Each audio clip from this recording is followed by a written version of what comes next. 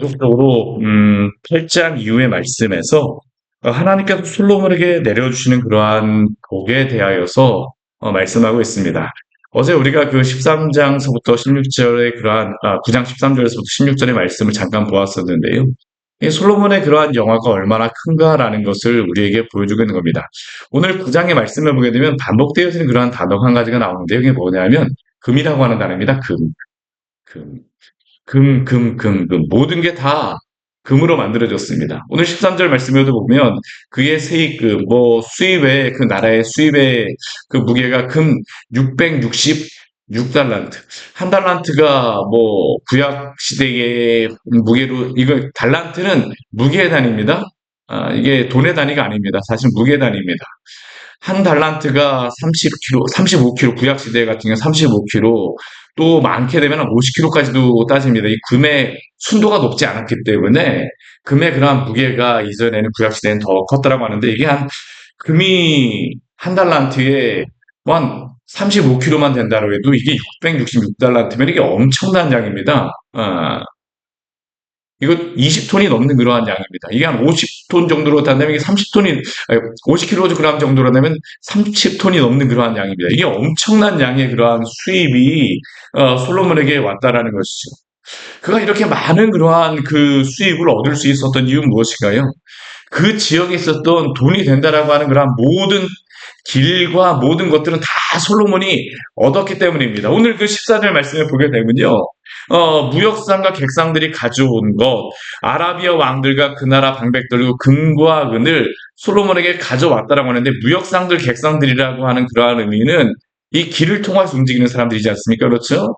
이게 이스라엘의 이 유럽과 아프리카를 잇는 그러한 도로가 어디냐면 바로 이 해변도하고 왕해도로라고 하는 그러한 도로입니다. 그리고 이 도로는 어디까지도 이어지냐면 실크로드까지도 이어지는 겁니다. 메소포타미아 지역으로 가게 되면 실크로드가 이란에서 이렇게 해갖고 아시아 지역으로 다도 오잖아요. 그렇죠?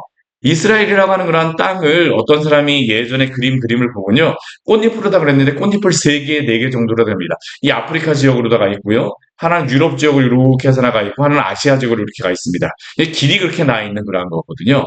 근데 이 길을 누가 다 가졌다라고 하는 거냐면 이 솔로몬이 다 얻었다라고 하는 겁니다.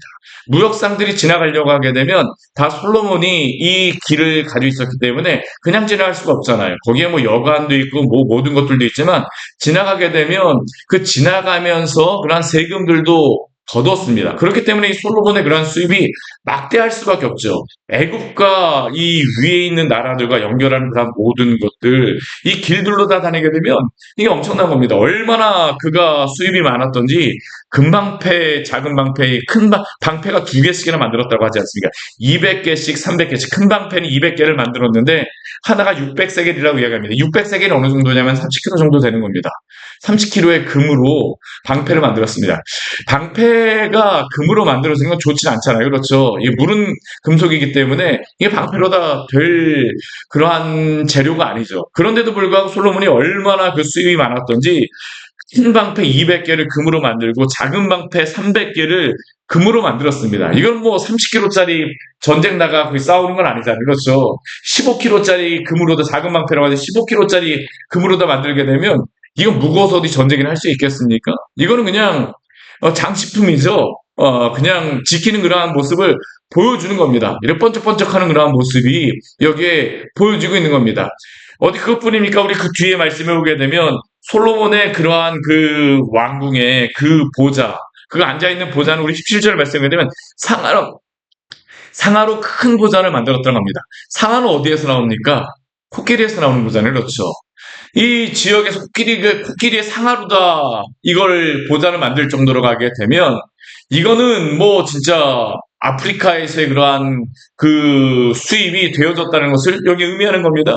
그리고 그것을 다 순금으로 입혔습니다. 또 우리 18절 말씀에 오게 되면 그 보좌에 올라가는 층계 6층계와 금발판 그 양쪽에 팔걸이가 있고 팔걸이 곁에는 사자가 섰는데 6층계 양쪽에 이 12사자가 층계마다 하나씩 다 서 있다라고 이야기를 합니다. 굉장한 그러한 웅장함이죠. 앞에 우리가 말씀해서 보게 되면 스바 여왕이 여호와의 전에 올라가는 층계를 보고 정신을 잃었다라고 뭐 그렇게 이야기를 하는데, 정신이 황홀해졌다라고 이야기를 하는데, 솔로몬의 그런 왕궁의 모습만 봐도 이건 뭐 우리가 생각해 보아도 정말 엄청난 그러한 모습 아닙니까? 오늘날에 이러한 의자를 앉아 있는 그러한 사람이 누가 있을까요? 정말 엄청난 그러한 그 영화와 그러한 재력을 가졌다는 것을 우리에게 보여주고 있죠. 또 그 뒤에 말씀에도 보게 되면, 우리 20절 이후의 말씀에도 보게 되면, 솔로몬이 마시는 그릇도 무엇입니까? 다 금이라고 이야기합니다. 레바논 나무의 궁의 그릇들도 다 순금이라고 이야기합니다. 솔로몬이 사용했던 그런 모든 그릇들, 그 주변의 사람들에게 만찬하는 그릇들도 다 순금으로 만들었습니다. 얼마나 금이 많았던지 은을 귀하게 여기지 아니하였습니다. 우리 21절 말씀을 보게 되면 그의 그러한 그 무역을 하였던 그러한 모습을 이렇게 이야기합니다. 우리 21절 말씀 우리 같이 한번 해볼까요?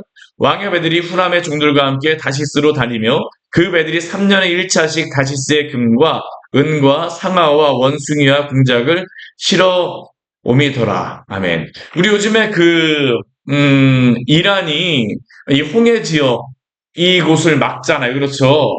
이 길이 바로 솔로몬이 에일랏, 어제 그 엘랏이라고 하는 그러한 장소가 에일랏이라고 오늘날 부르는 장소인데, 이 홍해 지역에 있는 겁니다. 그 항구를 통하여서 보게 되면 온갖 그러한 뭐 금과 은과 상아와 원숭이와 공작들을 다 실어왔다고 이야기합니다. 여기에 원숭이 공작 같은 경우 어디서 왔을까요? 이게 뭐 진짜 뭐 아프리카에 공작이 있나요? 남미 지역이나 아니면 뭐 인도 지역 가야 있는 것 아닙니까? 그러니까 이 지역을 통해서 이 대양까지 이게 그 온갖 무용도가 다 펼쳐졌다는 겁니다. 근데 이게 여기에 보게 되면요, 다시스라고 하게 되면 어디를 의미하냐면 스페인입니다. 스페인. 홍해하고 스페인은 직접적으로 연결될 수 있는 그러한 길도 없습니다. 이게 두 가지로 다 생각할 수 있어요. 지중해 쪽의 그 무용도, 그곳을 솔로몬이 다 그쪽도 가졌다고 생각할 수 있고, 또 이 에일라 쪽으로 가는 이 아프리카와 연결하고 뭐 인도 쪽으로도 연결하는 그러한 뭐 여러 가지 그러한 항해로도 솔로몬이 다 연결되었다라는 것을 뭐 우리가 알 수 있겠죠. 뭐 어떻게 그곳을 갔는지는 모르겠지만 대항으로 향하는 그러한 모든 곳까지 솔로몬의 그러한 영향력이 미쳤다라는 겁니다. 얼마나 크게 영향력을 미쳤는지 우리 22절 말씀을 보게 되면, 솔로몬 왕의 재산과 지혜가 천하의 모든 왕들보다 컸다라고 말씀하고 있습니다. 그래서 이 솔로몬 왕이 얼마나 부유하게 되어졌는지, 오늘날에도 이스라엘의 그 땅을 제가 뭐 지도를 보여드리지만, 이게 지도가 뭐 여기에 이렇게 보이지 않습니까? 근데 이 지도 이스라엘의 크기를 보게 되면요, 우리나라로다 보게 되면 이게 어느 정도 사이즈냐면 강원도보다 조금 더 큰 사이즈입니다. 그러니까 결코 그렇게 큰 나라가 아닙니다. 우리나라 뭐 강원도보다 조금 더 큰 나라, 큰 뭐 지역에서 나라가 세워진다고 해봤자 얼마나 클 수 있을까요? 그런데 이 시대 솔로몬이 얻었던 그러한 지역이라든가 그런 걸 보게 되면, 이게 애굽 그 시작서부터 제가 메소포타미아 위에까지 하게 되면 이건 굉장히 큰 지역을 얻게 되어진 겁니다. 그러니까 천하의 열왕들이 와서 우리 23절 말씀을 보게 되면, 솔로몬의 마음에 주신, 하나님께서 주신 그 지혜를 들이며 그의 얼굴을 보기를 원하였다라고 얘기합니다.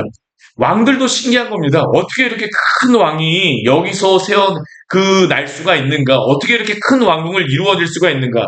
하나님이 지혜를 주셨다 그렇더라. 그러니까 천하의 열왕들이 와서 솔로몬에게 지혜를 듣기를 원하고 그 얼굴을 보기 원하는 겁니다. 그리고 24절 말씀을 보게 되면 또 이렇게도 말씀하고 있습니다. 각기 예물을 가지고 왔으니 곧 은그릇과 금그릇과 의복과 갑옷과 향품과 말과 노새라. 해마다 정한 수가 있었더라. 솔로몬에게 와서 이렇게 보는 것들도 그냥 와서 보는 게 아닙니다. 그냥 예물을 가지고 왔다는 거죠. 공물을 바치는 것하고 비슷하지 않습니까? 이게 엄청난 겁니다. 엄청난 거죠. 그리고 우리 25절 말씀을 보게 되면, 솔로몬의 병거에는 말의 외양간은 4천이요 마병은 12,000명이라고 이야기를 합니다. 병거성에 두고 예루살렘 왕에게도 두었다라고 이야기합니다.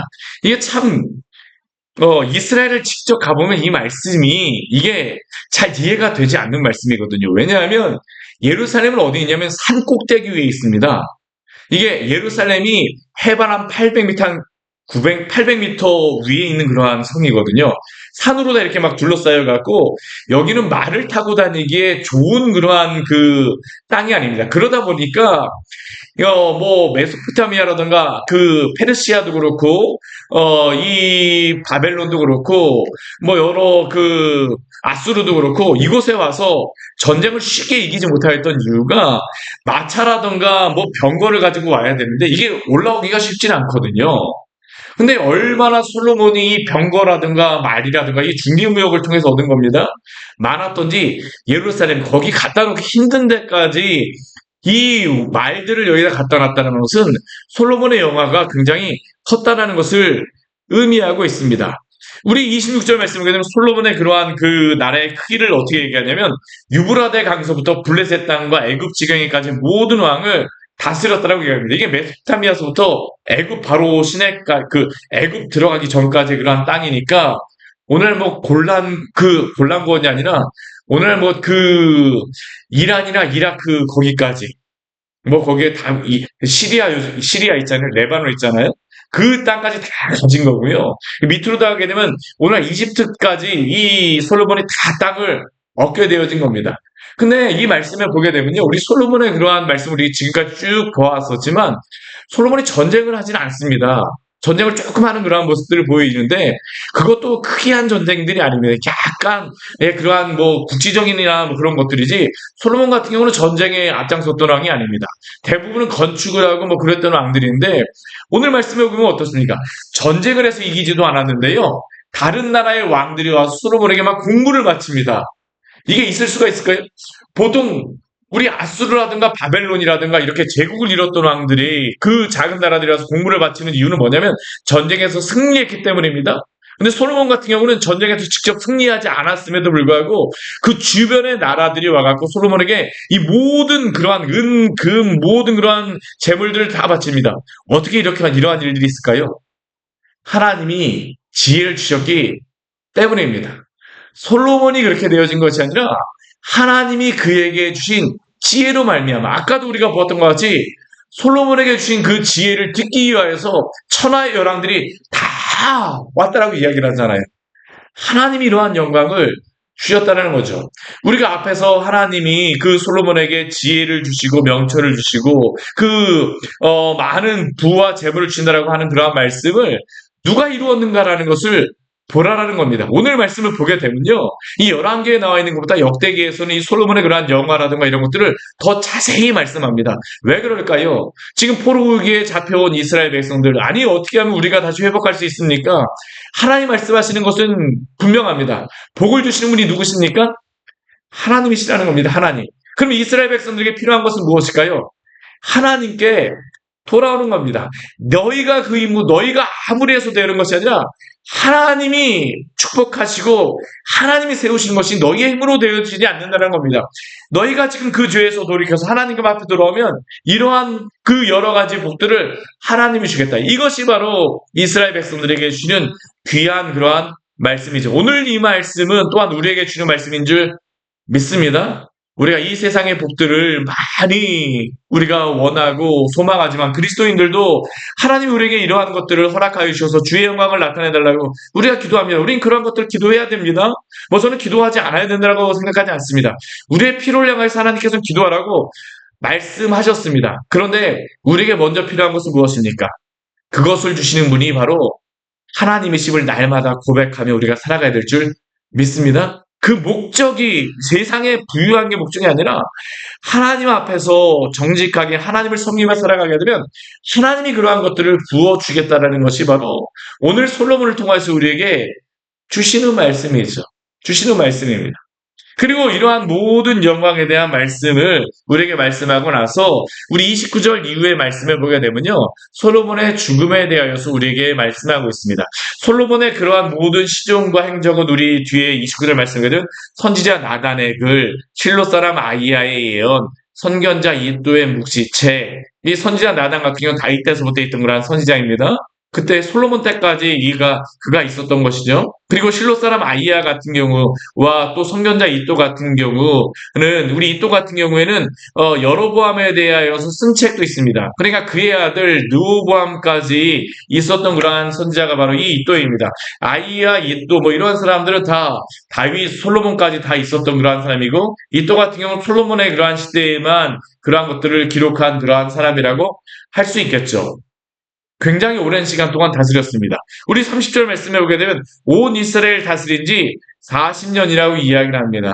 이 시대의 왕으로서 40년을 다스린다라고 하는 것은 굉장히 장수하였다는 것을 의미합니다. 솔로몬은 굉장히 장수하였죠. 그리고 우리 31절 말씀을 보게 되면 솔로몬이 그의 조상들과 함께 잠에 다윗성에 장사가 되었다라고 말씀하고 있습니다. 그리고 또 그의 아들 르호보암이 대신하여 왕이 되었다라고 함으로써 솔로몬의 이 모든 그러한 영화와 그러한 것들을 마무리합니다. 우리가 이 솔로몬의 말씀을 통해서 우리가 볼 수 있는 것은 무엇인가요? 솔로몬 같은 경우는 우리가 열왕기 같은 경우에는 그의 죄에 대하여서도 이야기하지만 역대기 같은 경우는 그러한 모습이 나타나긴 하지만 그것조차도 하나님이 복을 주신 모습에서 다 보여줍니다. 그러니까 솔로몬의 그러한 영화는 하나님이 주셨다는 것을 우리에게 보여주고 있죠. 그러나 우리가 이 마지막 말씀에서 볼 수 있는 것은 무엇일까요? 아무리 솔로몬이 영화로웠다 할지라도 그도 역시 어떻습니까? 죽음을 맞이할 수밖에 없었음을 우리는 분명히 기억해야 될 줄 믿습니다. 우리가 이 땅에서 아무리 영화롭고 부유하게 된다 할지라도 예수님께서 저 들꽃 하나가 솔로몬의 영화보다 더 귀하다라고 이야기할 수밖에 없는 이유가 무엇입니까? 인간은 들의 꽃과 같이 왔다가 갈 수밖에 없는 존재라는 것이죠. 솔로몬이 이렇게 모든 것들을 얻고 그 영화로움을 얻은 것 같지만 그러나 그도 어떻습니까? 죽게 되어집니다. 또 솔로몬의 아들이 누구입니까? 르호보암입니다. 르호. 우리가 바로 뒤에 말씀에 보면 알게 되겠지만 르호보암 같은 경우 어떻습니까? 솔로몬의 이 지혜를 따라가지를 못해요.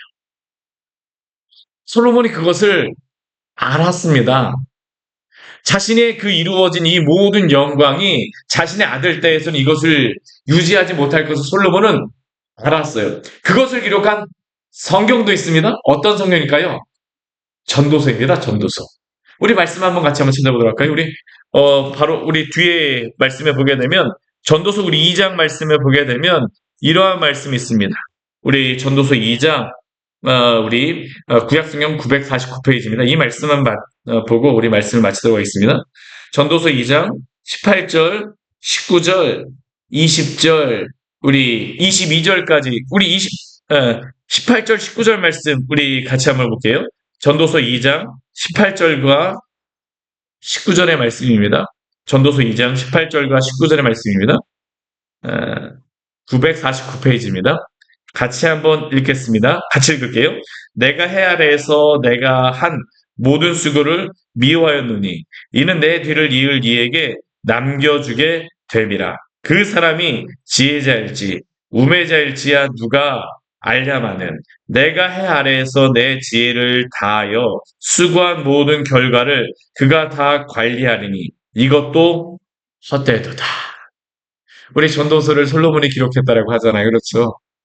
솔로몬은 자신의 아들 르호보암이 자신만큼 뛰어나지 않음을 알았습니다. 그 미래에 어떻게 될 것이 분명하게 그것을 알지는 못했죠. 어떠한 일이 있을 것까지는 솔로몬이 알지는 못했습니다. 바로 그렇게 나라가 갈라져서 뭐 애굽에게 그 금방패 다 빼앗길 거라고 기대했을까요? 기대하지 못했습니다. 근데 솔로몬 한 가지는 분명했어요. 내가 한 이 수고가 사라지고 말 수고라는 겁니다. 그래서 오늘 말씀해 보게 되면 방금 전에 읽었던 전도서 말씀해 보게 되면 내가 해 아래 행한 모든 수고를 미워하였다라고 합니다. 왜냐하면 내 뒤를 이을 이에게 남겨주게 되기 때문이죠. 그 아들이 지혜자였으면 좋겠는데 지혜자가 아닌 거예요. 그러니까 그 모든 해 아래 자신이 행하였던 모든 수고 하나님이 주셨다라고 하지만 솔로몬의 마음속에서는 자신이 또한 수고한 것을 부인할 수는 없잖아요. 그렇죠?